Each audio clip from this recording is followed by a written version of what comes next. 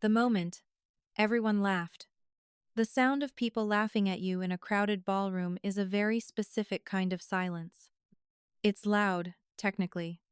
Glasses clink. Someone coughs. Music hums quietly from the band in the corner. But when the laughter is about you, everything else disappears.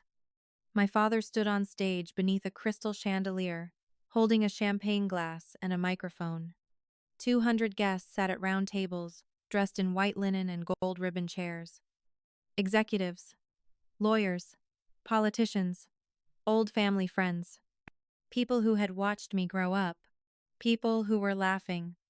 And this, my father said with a theatrical grin, pointing the microphone toward my table, is my daughter. The spotlight swung across the room and landed on me. My father paused for effect. No degree, no future, he continued casually. Just freeloading off the family. The room exploded with laughter. Real laughter. Not the uncomfortable kind people give when they aren't sure if a joke crossed a line. This was confident laughter. The kind people give when they assume cruelty must be acceptable because the person speaking is powerful. I didn't move.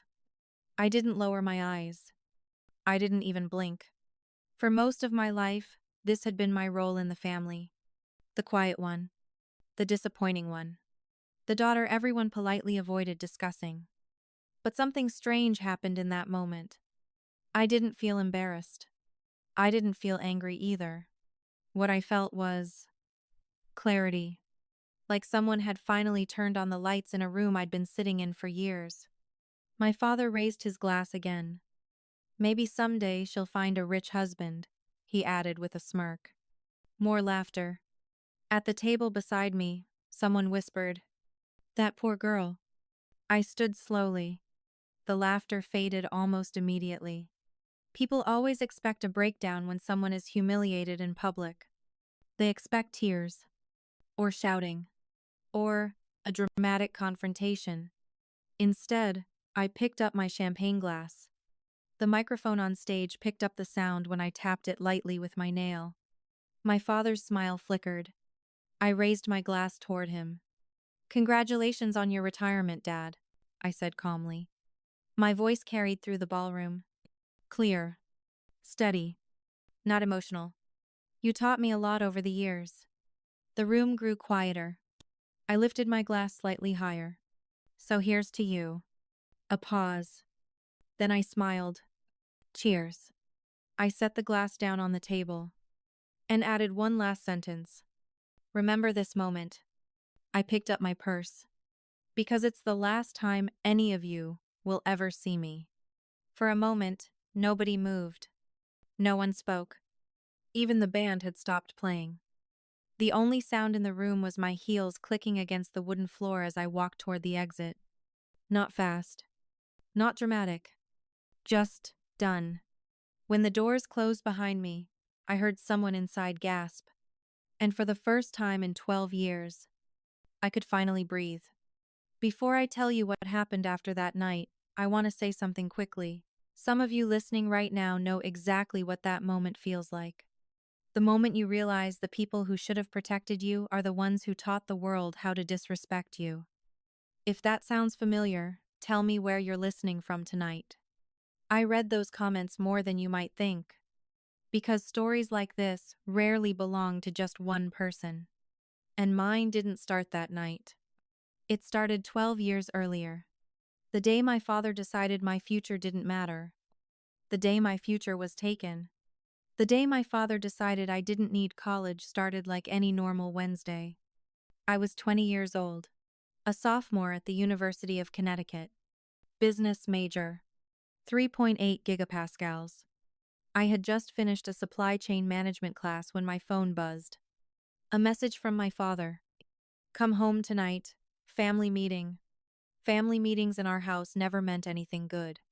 Still, I drove back to Fairfield that afternoon. The Evans house looked exactly the way it always had. 6 bedrooms. White colonial. 2 acres of manicured lawn. From the outside, we looked like the kind of family that appeared on Christmas cards. Inside was something different. My father was waiting in his office when I arrived.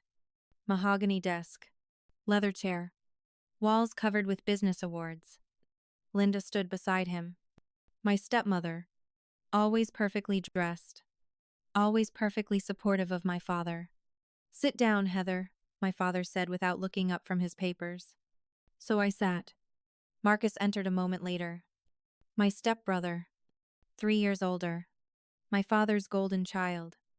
Everyone knew it. My father folded his hands. "We need to make a decision as a family." That phrase always meant the decision had already been made. "Marcus has been accepted into the Wharton MBA program," he continued. Linda smiled proudly. "A once-in-a-lifetime opportunity." Marcus leaned against the wall like a man already certain of his success. My father finally looked at me. "The problem," he said calmly, "is tuition." My stomach tightened. "We can't afford both your education and Marcus's program." There it was. "We've decided," he continued, "that you'll take a break from school." The words felt strangely quiet, like someone had closed a door somewhere inside my chest. "Just for now," Linda added gently. "A girl doesn't need an MBA to live a good life." Marcus didn't say anything. He didn't have to. My father continued speaking. "Marcus's career will benefit the whole family." I heard my own voice before I even realized I was speaking. "You promised Mom." The room went still. "You told her before she died that you'd support my education." My father's jaw tightened. Circumstances change. That was the moment something inside me stopped expecting fairness. I didn't argue. I didn't beg. I just nodded. And that surprised them more than anything. "Good," my father said. "We'll figure out something practical for you." Practical. I stood up. "Okay," I said quietly. And that was the last time my father ever paid for anything in my life.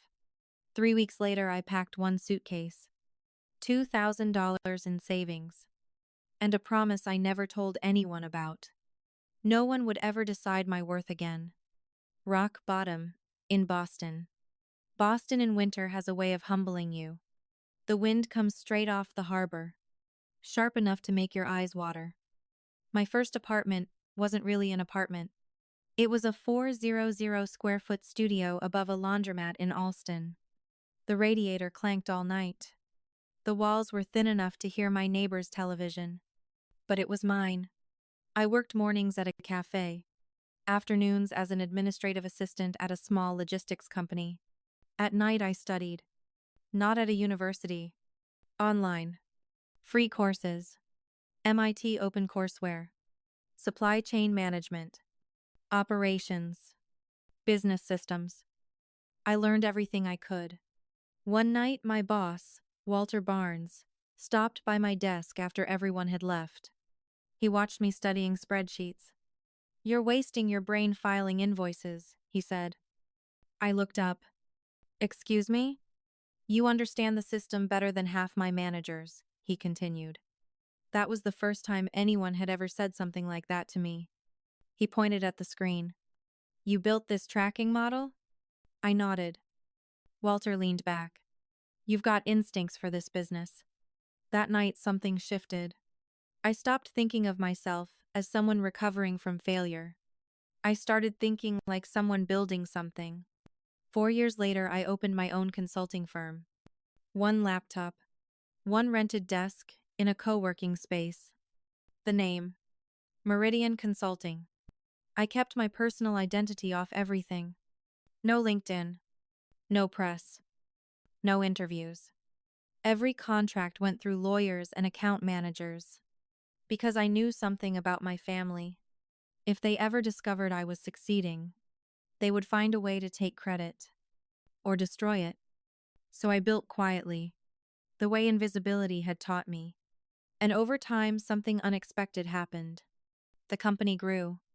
The secret my family didn't know. 3 years after starting Meridian Consulting, we had 15 employees, an office in Back Bay, and over $4 million in annual revenue. But the most ironic part?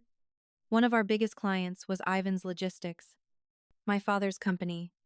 They had signed a 5-year contract with Meridian. We handled route optimization, warehouse systems, supply chain efficiency. Our work saved them millions of dollars a year. My father praised Meridian constantly at industry events. Whoever runs that company is a genius. He said that once in a room full of executives, I was standing 15 feet away. He had no idea, because every meeting went through my CFO, Daniel Reeves, the only person outside my legal team who knew the truth. Your father has no clue, does he? Daniel once asked. Not even a little, I said. Sometimes life writes its own irony. And then, my grandmother died. Margaret Evans, the only person in my family who had ever truly seen me. 3 days after the funeral, a lawyer called. Your grandmother established a private trust for you 8 years ago. $800,000. Hidden from the rest of the family. There was also a letter. My dearest Heather, the lawyer read. I know what they did to you. I know about the tuition. I tried to stop your father. He wouldn't listen. The letter ended with one sentence I never forgot. When they finally see your worth, it will be too late for them.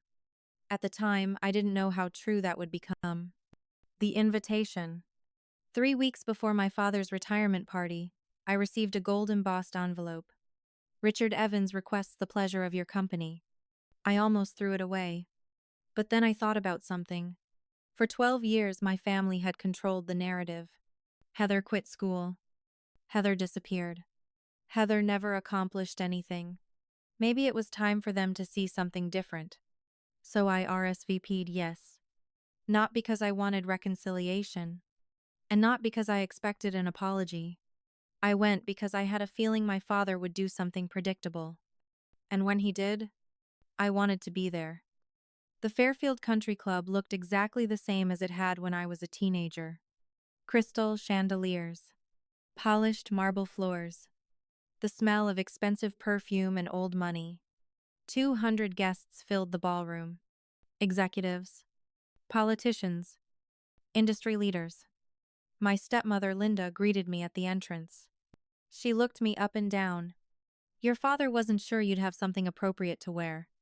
I smiled politely. That's thoughtful of him. Marcus walked past without even looking at me. He was already talking about taking over the company. Future CEO. Visionary leader. That's how people described him. I found my seat assignment. Table 14. Near the service entrance. Far from the family table. Not surprising. I took a glass of champagne and watched the room. Across the ballroom, my father stood near the bar telling a group of executives about the company's success. Meridian Consulting has transformed our operations, he said proudly. They're the backbone of our business. I sipped my champagne slowly, because in less than 20 minutes, he would step onto that stage, and everything would begin.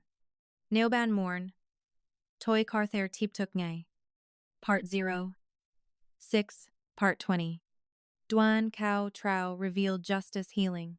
Der Huanthan full video to 9,200 words Dung Chorn YouTube storytelling. Tiptuk Ko Chuan Thou Dung Ko Truk. Part 06. Part 2. 046. 02. Part. American English. Calm drama. Quiet justice. Listening from the corner. There's a strange power in being the person everyone forgets is in the room. When people believe you don't matter, they stop editing themselves. That night at the country club, I sat quietly at table 14 near the service entrance and listened. From across the ballroom, I could hear my father clearly. He stood near the bar, surrounded by executives and old business partners. Meridian Consulting has been transformative for us, he said proudly. Someone asked, Do you know who runs it? My father laughed. Never met them personally, very private company. I took a slow sip of champagne. My phone buzzed. A message from Daniel. Ivan's Logistics sent renewal documents today. 5 more years. Your decision. I stared at the screen. Our contract was responsible for nearly 40% of their operational efficiency. Without it, Their logistic systems would collapse within months. For 3 years, I had kept business and family separate. But something about hearing my father talk about my company, while still believing I was a failure, made that separation feel fragile. I typed back, "Let me think about it." Just then, Aunt Susan appeared beside my table. "Heather," she said with exaggerated surprise. She looked me up and down. "Well, you look healthy." "Thank you," I said. She lowered her voice. "Your father said you had some emotional difficulties after leaving school." Of course he had. People nearby pretended not to listen. "You know," she continued kindly, "there's no shame in needing time to figure life out." Uncle David joined us. "Late bloomers are still bloomers," he added. They smiled with gentle pity. I realized something then. My father hadn't just ignored me. He had written an entire story about me. A story where I was unstable, ungrateful, a disappointment, and everyone believed it. I finished my champagne. Across the room, Marcus stood laughing with a group of investors. The future CEO. The golden child. I wondered if he had ever once questioned the version of me he'd been told. Probably not. People rarely question stories that make them look good. The lights in the ballroom dimmed slightly. Dinner plates were cleared. My father stepped toward the stage. Marcus took a seat at the family table beside Linda. Applause began even before my father reached the microphone. I looked around the room. 200 people, all ready to celebrate him. And none of them knew the truth. Not yet. The speech. My father had always been good at speeches. Confident. Charismatic. The kind of man who knew exactly how long to pause before applause. 40 years, he began, smiling at the crowd. It's been quite a ride. Applause filled the room. He thanked employees, partners, mentors, every name carefully chosen. Then came the family section. "My incredible wife Linda," he said warmly. The spotlight shifted. Linda dabbed her eyes. "And my son Marcus." Marcus stood to thunderous applause. "The future of Ivan's logistics." Marcus waved confidently. The next moment came slower. "And of course," my father said, "my daughter Heather." The spotlight swung toward table 14. 200 heads turned. My father smiled. That same smile I'd watched my entire childhood. The one everyone else thought looked warm. But I knew better. "No degree," he said casually. "No future." Laughter rippled through the room. Just freeloading off the family. The laughter grew louder. I felt every eye on me. Someone at another table whispered, "That's brutal." But they were still laughing. My father raised his glass. "Maybe someday she'll find a rich husband." The laughter exploded. That was the moment everything inside me went quiet. Not painful. Not angry. Just clear. I stood. The laughter faded instantly. People expected tears. Or rage. Instead, I picked up my champagne glass. The microphone picked up my voice. "Congratulations on your retirement, Dad." The room went silent. "You taught me a lot about hard work." Pause. "And sacrifice." Another pause. Then I smiled. "Cheers." I placed the glass back on the table and said the sentence that ended everything. "Remember this moment." I picked up my purse. "Because it's the last time any of you will ever see me." Then I walked out. The parking lot. The night air outside the country club felt cold and clean. For the first time in years, I could breathe fully. I reached my car before I heard footsteps behind me. "Heather." Linda's voice. Angry. I turned slowly. "What do you think you're doing?" she demanded. My father appeared behind her. His expression was tight with controlled fury. "You humiliated me," he said. I almost laughed. "You humiliated yourself." "Get back inside," he snapped. "Apologize." "No." The word landed between us like a stone. "This isn't a negotiation," he said. "I'm your father." I opened my car door. "If you leave now," he said quietly, You're done. No more family support.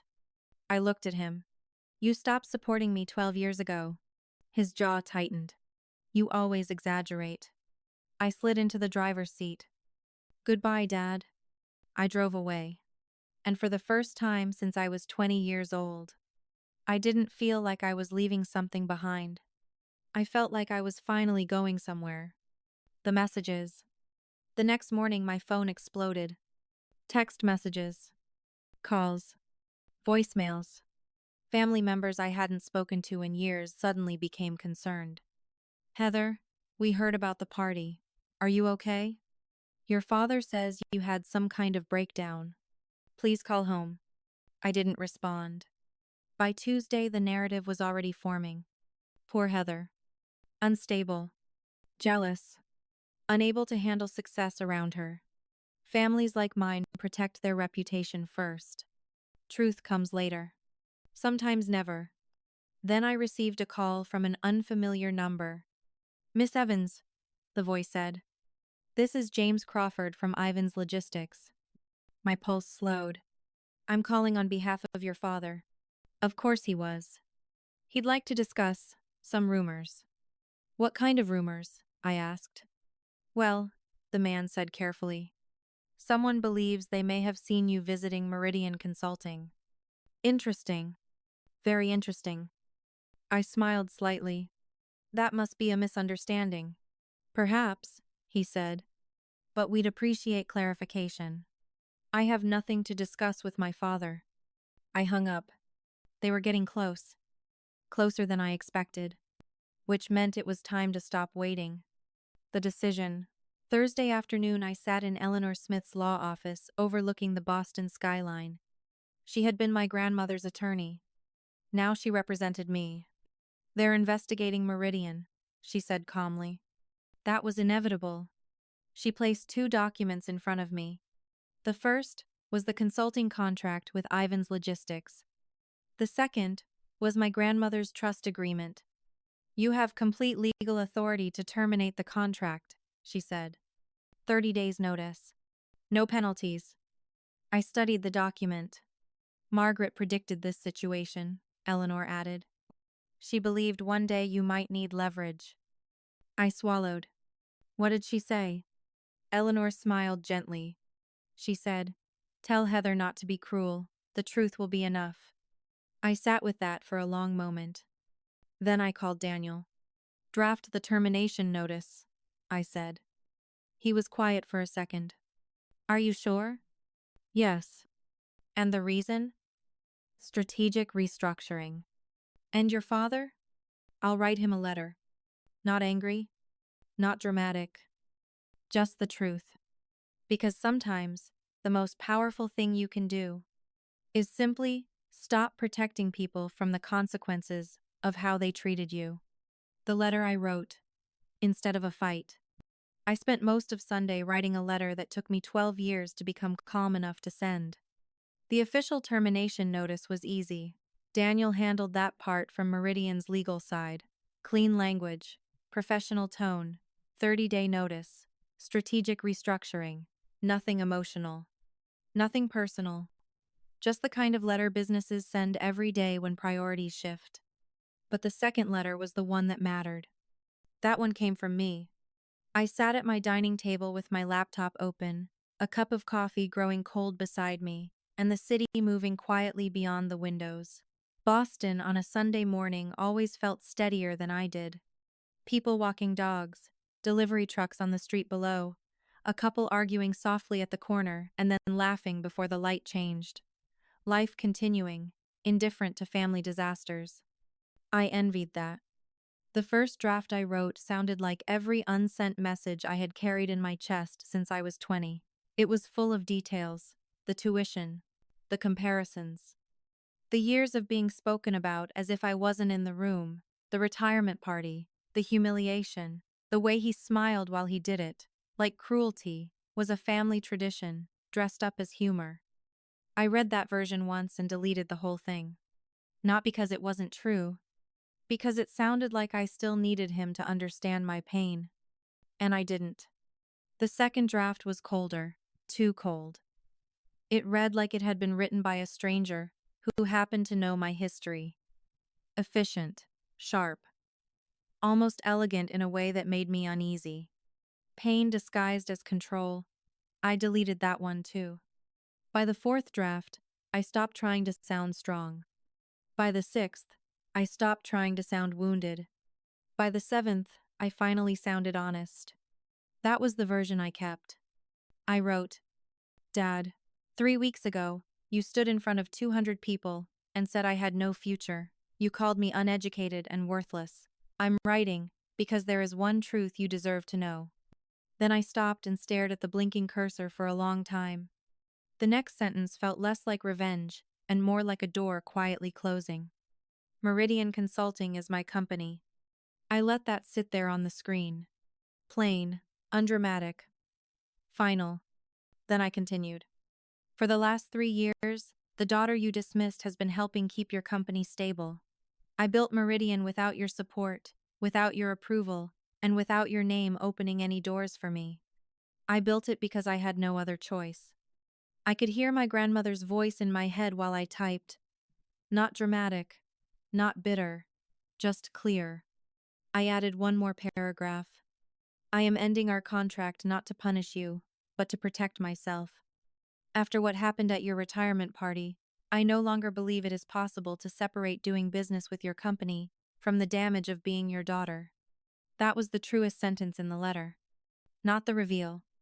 Not even the boundary. That line. Because for a long time, I had told myself I could keep those worlds separate. Professional on one side, personal on the other. As if pain had neat edges. As if history stayed where you put it. It doesn't. Then I wrote the part that mattered most to me. Grandma Margaret left me a trust years ago. She believed in me when this family did not. She knew more than you ever realized, and she made sure I would one day have the freedom to choose my own life. My throat tightened when I typed her name. Margaret. The only person who had ever looked at me and seen a future instead of a disappointment. I signed the letter with the name I had legally embraced 3 years earlier. Heather Margaret Evans. Not just Heather Evans. Heather Margaret Evans. The granddaughter of the woman who had believed me before I had enough evidence to believe myself. At the bottom, I wrote one last line. You do not need to contact me again. I only wanted you to know the truth. When I finished, I read it 3 times. No pleading. No cruelty. No open wound. Just truth. I printed it on heavy cream paper, folded it carefully, and placed it in an envelope with the termination notice and the ownership records Daniel had prepared. Then, I sealed it. Monday morning at 9 o'clock, the courier delivered the package to Ivan's logistics headquarters. And all that was left for me to do was wait for the sound of a truth finally arriving. The morning everything became real. The first missed call came at 10:14 inches the morning. I was in my office reviewing quarterly forecasts with Daniel when my phone lit up with my father's name, Richard Evans. For a second, I just looked at it. 12 years. 12 years of distance, contempt, controlled silence, family rumors, and the occasional birthday card signed by someone else. And now, suddenly, urgency. I let the call ring out. Daniel glanced at me from across the conference table but didn't say anything. He had known me long enough to recognize the difference between panic and stillness. What I felt wasn't panic. It was something quieter.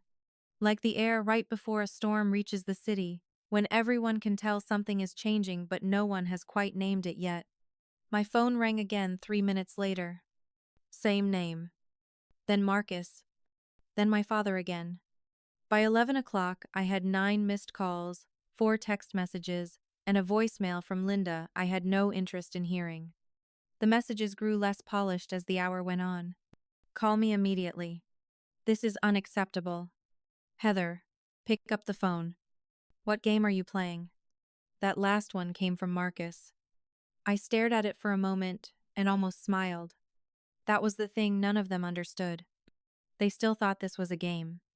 They still believed every action in life belonged to one of 2 categories: control or retaliation, win or lose. dominate or submit. They had no language for something like a boundary.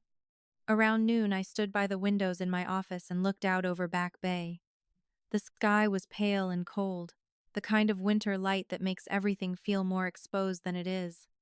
People moved along the sidewalks in coats and scarves, carrying coffees, checking their phones, living ordinary lives. There was something comforting about that. Somewhere, people were buying soup, missing trains, starting meetings, falling in love, ending marriages. The world had not stopped because my father finally knew the truth. It mattered to me that the world had not stopped. My assistant knocked softly on the open door just after 2. "There's a family here to see you," she said carefully. "They say it's urgent." Of course they did. I turned from the window. "Who?" She hesitated, though she clearly already knew. "Richard Evans, Linda Evans, and Marcus Evans." I nodded once. Not because I was surprised, because some part of me had expected exactly this. Not reflection, not remorse. Immediate invasion, immediate confrontation. They had always confused access with authority. If something involved me, they assumed they still had the right to walk directly into it. "Put them in conference room B," I said. She blinked. "All right." Conference room B had glass walls on 3 sides and a view of the city on the 4th. It was one of the nicest rooms in the office, but that wasn't why I chose it. I chose it because it was visible. My team wouldn't hear a word that was said inside, but they would see enough to know whether the meeting stayed civil. That mattered. Not because I wanted witnesses for humiliation, because I wanted structure for truth. I waited 5 minutes before leaving my office. Not to punish them. To collect myself. I checked my reflection in the dark screen of my laptop before I stood. Navy blazer. Cream blouse. Hair pinned back. Calm face. No sign of the little girl who once sat in my father's study while he explained why her future was less important than someone else's. I thought of my grandmother as I walked down the hallway. Not because I needed courage to speak, because I wanted to remember what it felt like to be loved before I went into a room with people who had spent years teaching me not to expect it. When I reached the conference room, I could see them through the glass. Marcus was pacing.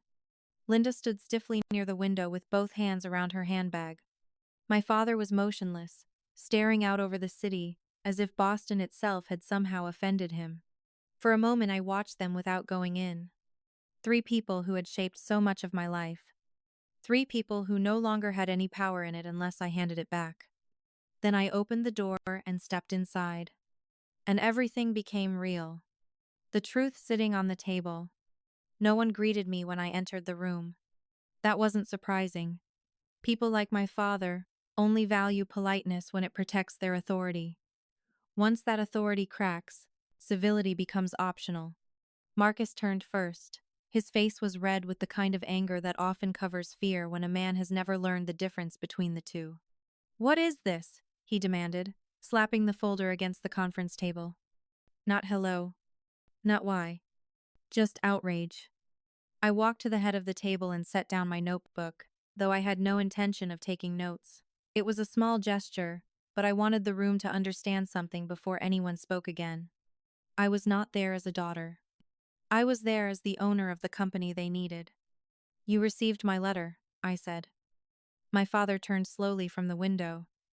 He looked older than he had at the retirement party. Not frailer exactly, just less protected by his own image. Men like him spend decades building a version of themselves that other people agree to believe in. Remove the agreement, and age shows up quickly. "This is absurd," he said. His voice was controlled, but only barely. Marcus shoved the folder toward me. "You expect us to believe this?" Instead of answering, I opened the folder and slid the documents into the center of the table one by one. Meridian's articles of incorporation, ownership records, tax filings. The page showing my name as sole owner. Daniel had organized them beautifully. Clean tabs, clear dates, no room for confusion. Linda stared first. Then Marcus. Then my father. The silence that followed was unlike the silence in the ballroom the night I walked out. That silence had been public, performative, heavy with other people's shock. This one was private, colder. The kind of silence that happens when reality enters a room and refuses to negotiate. Linda was the first to speak. But, you don't have a degree. The words came out softly, almost like a child trying to understand a rule that had suddenly stopped working. I looked at her. You're right, I said. I don't. She blinked. It struck me then how deeply they had all relied on that fact, not just as information, but as identity. In their minds, my interrupted education had become a verdict, a permanent category. They had frozen me at 20 and kept referring to that version of me long after I had become someone else. Marcus snatched up the tax filings and flipped through them too fast to actually read. This doesn't make sense. It doesn't make sense to you, I said calmly. That's not the same thing. My father finally sat down. Slowly. As if choosing to remain standing would mean admitting he was less steady than he wanted to appear. How long? He asked. 3 years, I said. His eyes moved back to the documents. For 3 years, I continued, Ivan's Logistics has been one of Meridian's major clients. Marcus looked up sharply. You saved us millions. I held his gaze. Yes. Something changed in the room when I said that. The truth stopped being theoretical.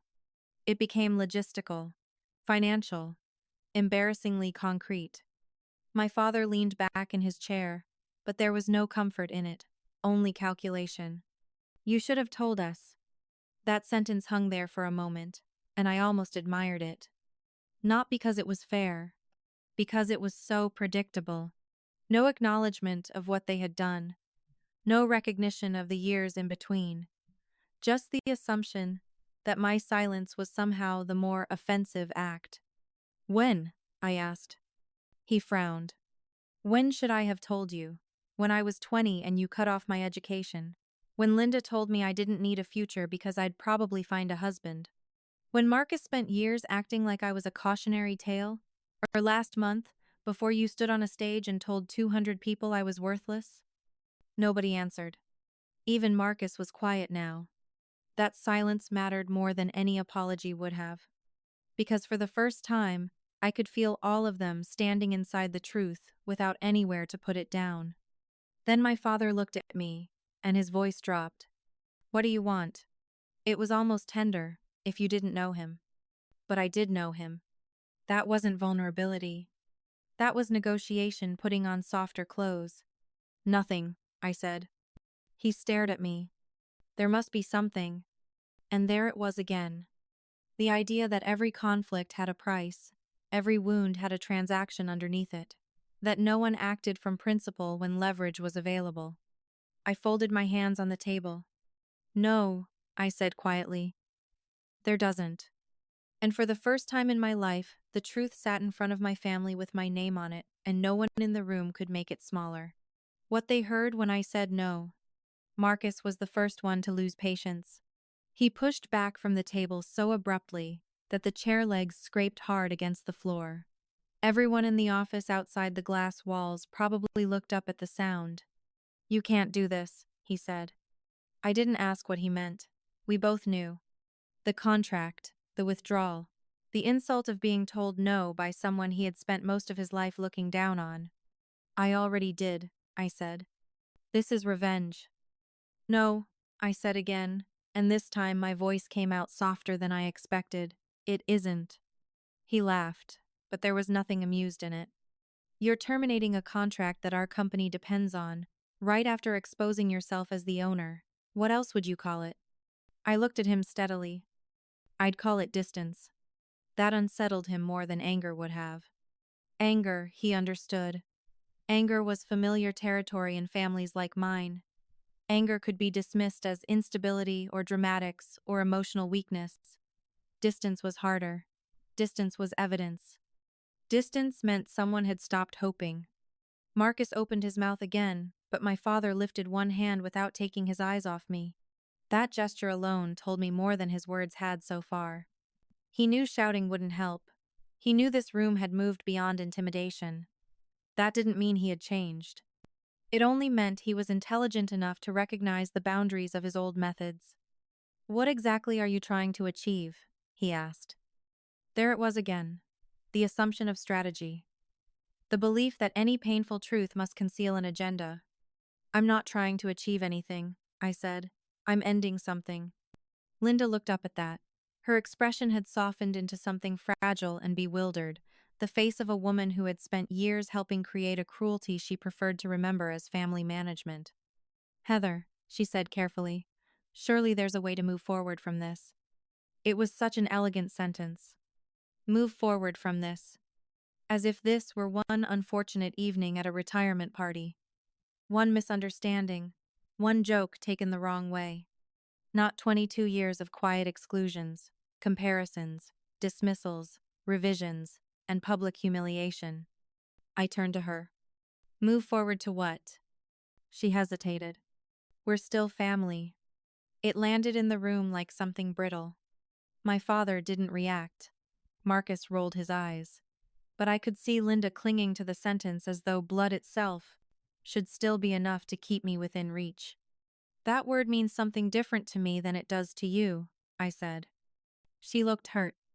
And there was a time in my life when that would have unraveled me, when I would have rushed to soften what I said, to make other people comfortable inside truths that were cutting me open. But therapy had taught me something before I ever stepped into a therapist's office. Guilt and love are not the same thing. My father leaned forward then. "If you do this," he said, "you are walking away from this family permanently." I almost smiled at the wording, as if I were the one leaving, as if he hadn't drawn that line years ago and simply assumed I would keep standing on the wrong side of it. "You already walked away from me," I said. "You just never had the courage to say it plainly." That landed harder than I expected. He flinched. It was small, almost invisible, but I saw it. And once I saw it, something in me loosened. Not satisfaction, not triumph. Recognition. The truth had reached him at last, not as information, but as consequence. Marcus folded his arms. "So that's it? You're going to tank the company because Dad embarrassed you?" I shook my head. "No. I'm refusing to keep building my life in service of people who break me in public and expect my labor in private." He stared at me as if he genuinely had no framework for that sentence. Maybe he didn't. A lot of men are taught to understand power. Very few are taught to understand dignity. My father's voice turned cold. "If you do this, there will be no inheritance, no family support, nothing." For a second, the room went still. Then I let out the smallest breath. Not quite a laugh. More like grief meeting irony halfway. "Dad," I said, "you said almost the same thing in the parking lot after your retirement party." He said nothing. "You cannot threaten me with the absence of something I have not received in 12 years. That was when the room changed again. Not loudly. Not dramatically. But definitively. Because they all realized the same thing at once. I was not bargaining. And when someone you have controlled all your life stops bargaining, what you hear in their no is not anger.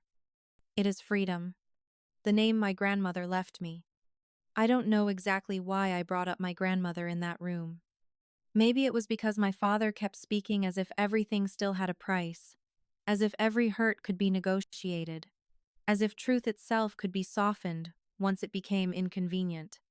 Or maybe I just needed one person who had loved me honestly to stand beside me, even if only in memory. "My lawyer has reviewed everything," I said. "Every clause, every document, every possible challenge." My father narrowed his eyes. "What lawyer?" "Eleanor Smith." That name changed the room. Eleanor had handled part of my grandmother Margaret's estate. My father knew exactly what kind of attorney she was. Precise, quiet, impossible to intimidate. I opened my folder and slid one more document across the table. "My grandmother left me a private trust 8 years ago," I said. "Structured separately from the family estate." Linda stared at me. "A trust?" "Yes." "How much?" Marcus asked. I looked at my father. Not Marcus. $800,000. No one spoke. For a moment, all I could hear was the low hum of the heating system and the muted movement of my staff outside the glass walls. She knew what happened, I said quietly. She knew about my tuition. She knew about the promises that were broken. That's impossible, my father snapped. But he didn't sound shocked. He sounded exposed. I thought of the letter Eleanor had read to me after the funeral. I know what they did to you. At the time, I had cried because someone finally believed me. Now, in that conference room, I understood something else.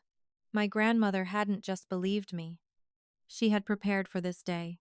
Margaret had no right to interfere, my father said. I met his eyes. It was her money. That silenced him. I continued, more softly than he deserved. She didn't interfere. She protected me.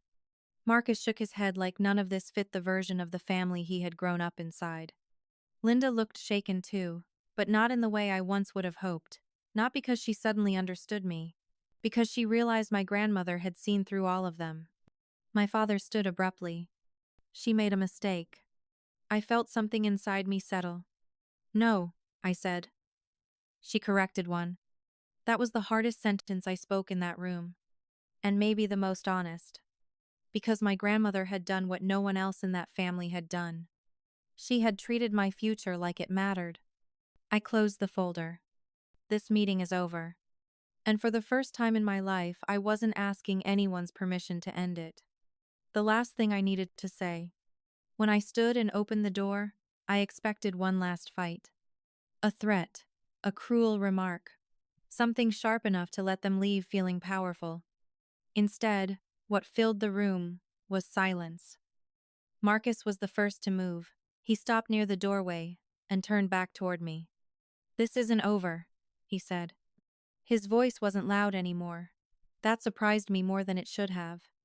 Yes, I said. It is. He stared at me for a second, then walked out. Linda stayed behind a moment longer. She held her handbag with both hands like it was the only solid thing in the room. Heather, she said softly, please don't do this. Do what? Cut us off.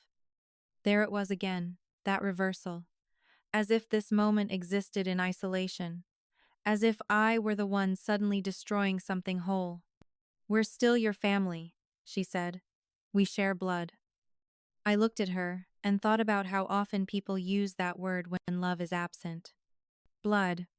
As if biology should excuse everything. It means we're related, I said. It doesn't mean you have access to me. Her face fell. A few years earlier, that might have shaken me. I might have rushed to soften the truth, to make it easier to hear, but I was too tired for that now, too clear. Then my father stepped toward me. Outside the glass walls, my employees moved around with careful focus, politely pretending not to witness the weight of the moment. You really hate us that much? He asked. The question was quiet, almost sincere. And that was what made it dangerous. Because men like my father don't soften when they understand you. They soften when they feel you leaving. I looked at him carefully. No, I said. He frowned. I don't hate you. That was the truth. Hate would have meant he still occupied that much of me. He didn't. I just don't need you anymore. The words landed harder than I expected. Not because they were cruel, because they left nowhere for illusion to hide. He looked at me as if he had never seen me clearly before. Maybe he hadn't. Some parents don't know their children. They only know the role they assign them. He said nothing after that. Neither did I. They walked out through the lobby, and the glass doors closed behind them. I stood there a few seconds longer, my hands steady at my sides. No triumph, no collapse, no dramatic release. Just the quiet certainty that something had ended exactly where it needed to. And that was enough. The story they couldn't control. I didn't tell anyone what happened in that conference room. That matters. Because people always assume the person who walks away is the one who wants an audience. They imagine a big reveal, a public takedown, a moment designed to humiliate. I didn't want any of that. I went back to work. Daniel and I focused on the transition plan at Meridian. We reassigned teams, updated projections, and accelerated conversations with other clients. It was a demanding few weeks. Busy enough that I didn't have much time to sit with my own feelings, which may have been a blessing. But stories move even when you don't help them.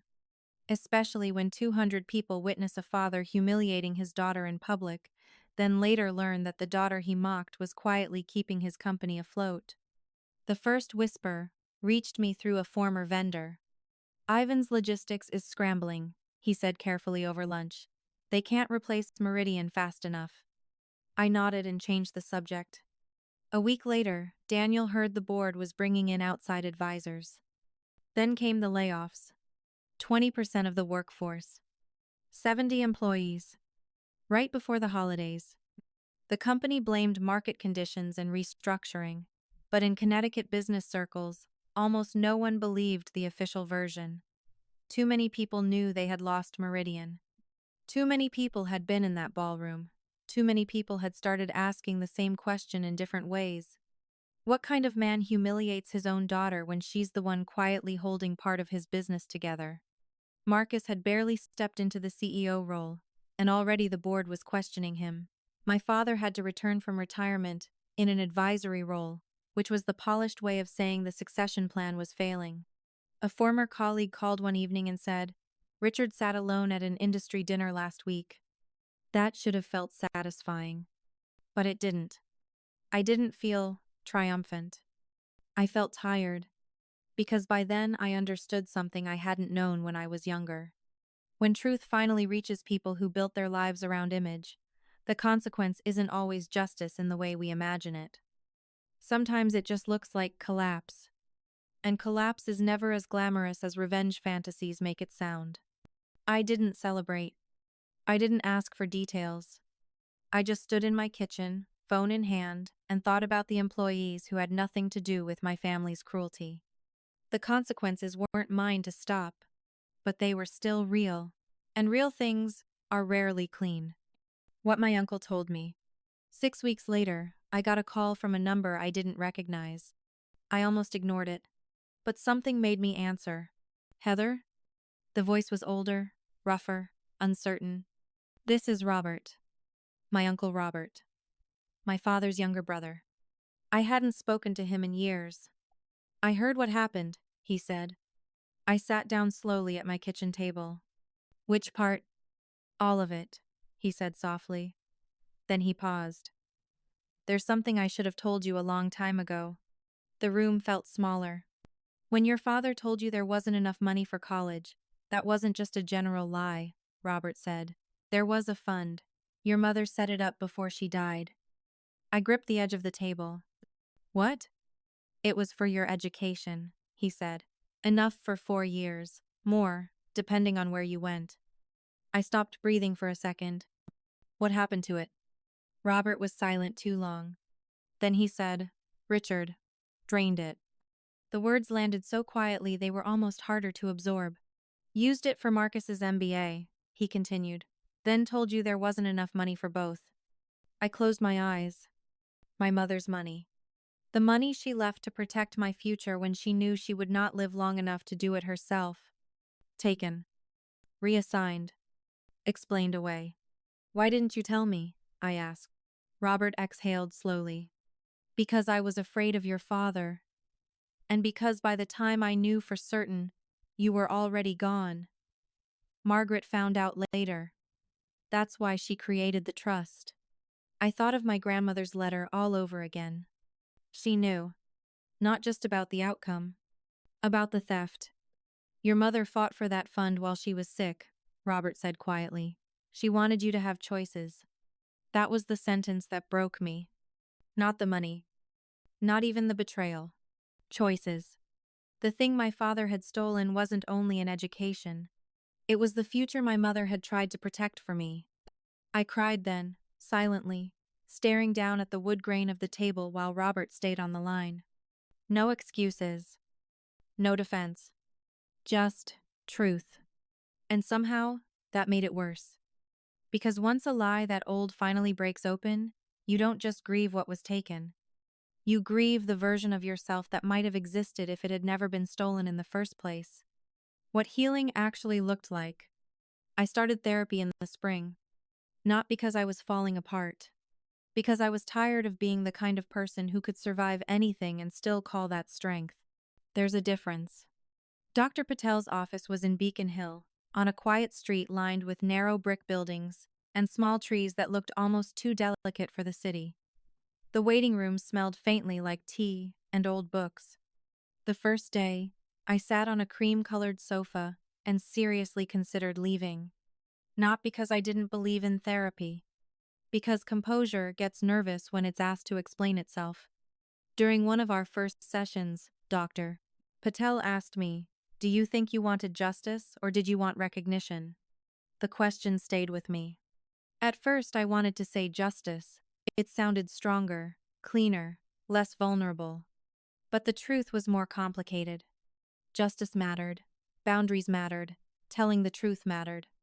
But somewhere underneath all of that was a younger version of me who had simply wanted one person in my family to say, "I see you, I was wrong." Not because I needed permission to exist, but because every child deserves to be witnessed without having to earn it through pain. Once I admitted that, something softened. Not toward my father, toward myself. I stopped judging the part of me that was still sad even after everything had become clear. Because I hadn't won. Winning belongs to games. What I had now was something quieter. Distance, clarity, the beginning of peace. Meridian was doing well by then. We replaced the Ivans account with a healthier mix of smaller clients. Daniel became COO. We moved into a bigger office with harbor views, which still felt surreal to me some mornings. Outside work, I started building a life that didn't revolve around proving anything. Dinner with friends. Sundays without email. Fresh flowers in my apartment for no reason. Phone calls with Uncle Robert. Small, ordinary things. One evening after therapy, I walked through Boston Common at sunset and watched a mother reach for her daughter's hand without thinking, gently, instinctively, not controlling, not performative. Just loving. I stood there longer than I meant to. Not because it broke me, because it showed me something. The life I had wanted was never really about status. It was about safety. And for the first time, I understood that safety could be something I gave myself. If some of you listening know that strange season after the rupture, the part where your life looks steady from the outside, but grief is still moving quietly underneath you, are not wrong for feeling both peace and sadness at the find. The same time, tell me where you're listening from. Some of us are rebuilding more quietly than the world ever notices. What I know now. I visit my grandmother's grave once a month. Not because I think grief disappears when you ritualize it, but because grief changes when you give it somewhere to sit. Her cemetery is outside Hartford, on a hill that catches the wind even in late spring. The first time I went after everything happened, I brought white tulips because she used to keep them in a blue glass vase by her sink. That morning the grass was still damp, and the air had that cool, clean feeling that exists just before summer fully arrives. "I did it," I said quietly when I reached her headstone. The words sounded smaller out loud than they had in my mind. I told the truth. I told her about Meridian, the new clients, Daniel's promotion, therapy, Robert, the fund my mother had left. The years I had spent believing one version of my life, only to learn later how carefully that version had been arranged for me. Then I admitted something I had only recently started to understand. I thought freedom would feel louder. That was the truth. I thought it would feel like vindication, like some sharp emotional ending. Instead, it felt like this. A hill, wet grass, quiet air, a woman in her 30s speaking softly to the one person who had seen her clearly before proof existed. Freedom, I've learned, is often made of ordinary things. A phone that no longer controls your heartbeat. A holiday you spend without bracing yourself. A home where no one is waiting to diminish you. A name you sign because it belongs to you fully. I don't hate my father. That still surprises people. They want hate because it makes the story cleaner, but hate takes energy, And for too many years, all of my energy went into surviving people who didn't know how to love me without causing harm. I'd rather spend that energy elsewhere now. On honest people. On work that doesn't cost my dignity. On a life that feels peaceful from the inside, not just impressive from the outside. What happened to my father wasn't revenge. It was consequence. What happened to me wasn't triumph. It was clarity. And clarity, I've learned, can be enough. If you've ever had to walk away from the table where you were always the joke, I hope you know this. Distance is not cruelty. Boundaries are not betrayal. Sometimes the most loving thing you can do for yourself is stop participating in your own diminishment. That is what I know now about worth. Worth is not given by family, not granted by approval, not decided by the people who benefit from your silence. Worth is what remains when all of that falls away. If this story stayed with you, stay where you are understood, subscribe, and stand for dignity. And tell me this in the comments. What matters more in the end, being seen by the people who hurt you, or finally seeing yourself clearly without them?